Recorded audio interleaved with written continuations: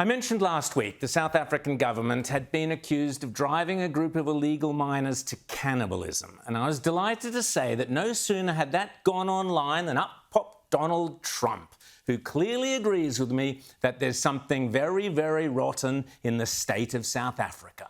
Why South Africa? It's only South Africa. Terrible things are happening in South Africa. The leadership is doing some terrible things, horrible things. So what is Donald Trump referring to? Here's a South African farmer pleading with Trump for help. Hundreds of thousands of people being the victims of serious crime each year.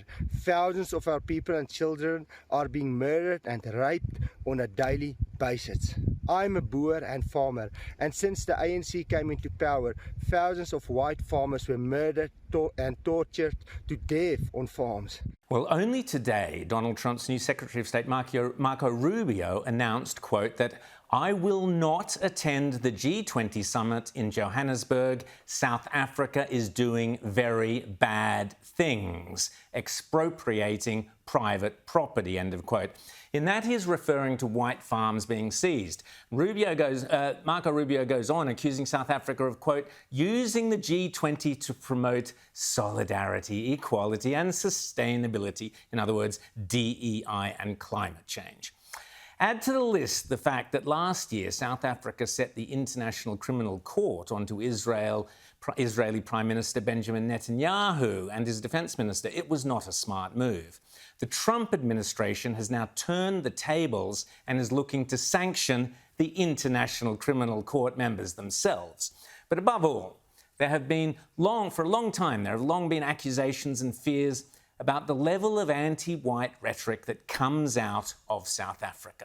For each one person that is being killed by the taxi industry, we give 5 white people. For every one black person you give 5 white people. Unbelievable. And here's the abhorrent Julius Malema at a rally of thousands of South Africans chanting, kill the farmer, kill the boer.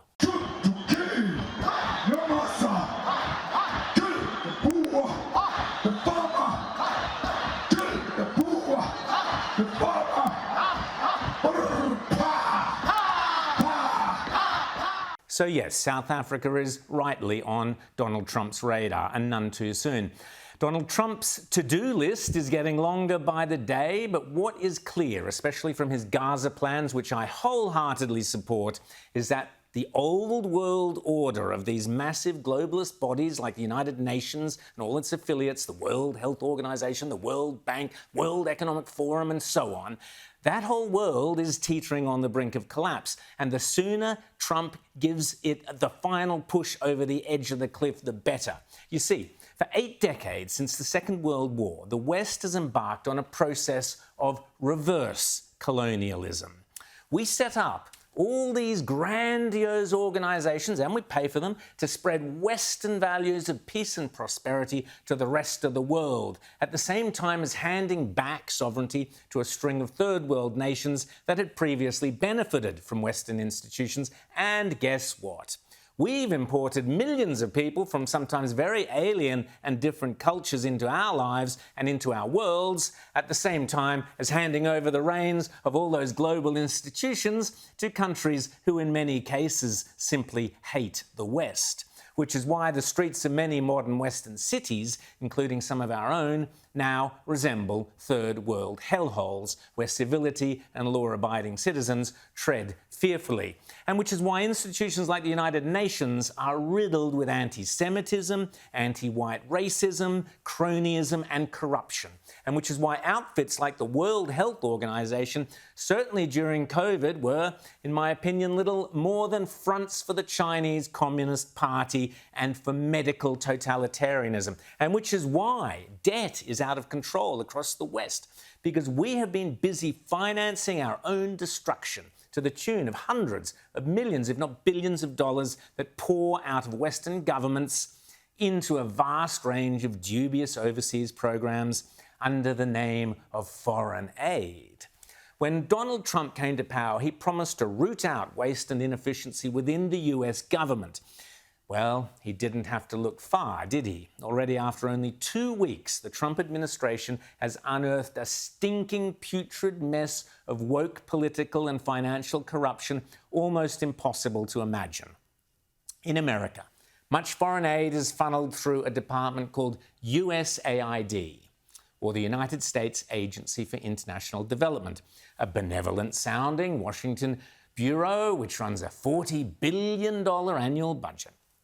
But who decides where the money goes? President Donald Trump didn't mince his words. Radical lunatics, and we're getting them out.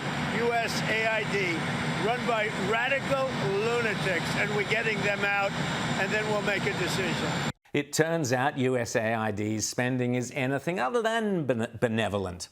Here's White House Press Secretary, the brilliant Caroline Leavitt, explaining just a tiny proportion of what she says these, quote, radical lunatics have been spending US taxpayers' money on. Look at the waste and abuse that has run through USAID over the past several years. These are some of the insane priorities that organization has been spending money on.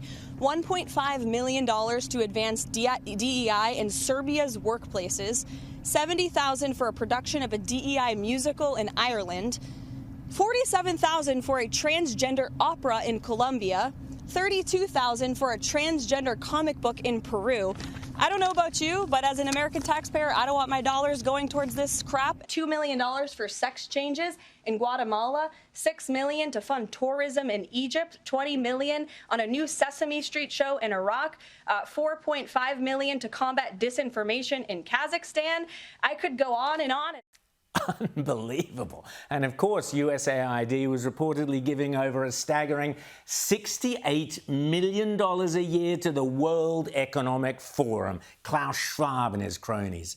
And it gets worse. One employee of USAID has claimed how he was forced to attend woke unconscious bias workshops. And we have what's called a privilege walk as part of the orientation, where you are given an identity. Now, I was a Scandinavian woman, and so when they read lines like, I get discriminated against because of government services, or people don't look how I look. So you took a step forward if it applied and if it didn't. And so I ended up near the front, and the indigenous woman with unwanted pregnancy and the male prostitute were at the other end, and then we talked about our privileges.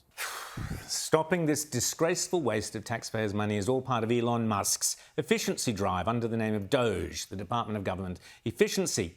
Spending like this. For example, the Biden-Harris administration spent $2.5 million taxpayer dollars, $2.5 million taxpayer dollars to study the fertility of transgender mice.